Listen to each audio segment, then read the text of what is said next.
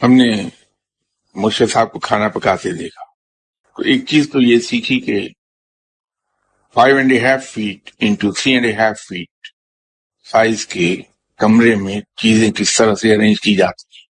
तो दीवार की खुदाई करके उसके अंदर शेल्फें लगा दी थी शाह साहब ने।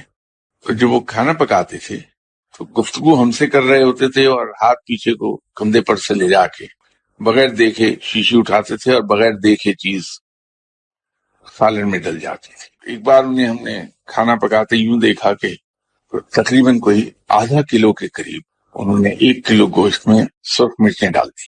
लेकिन अजीब बात यह हुई कि जब उन्होंने खाना दिया हमें कि खाओ, तो पता ही ये चला कि न उसमें मिर्ची न घी नजर आ रहा है कहीं, बल्कि बेहतरीन खुशबू और बेहतरीन जायका था।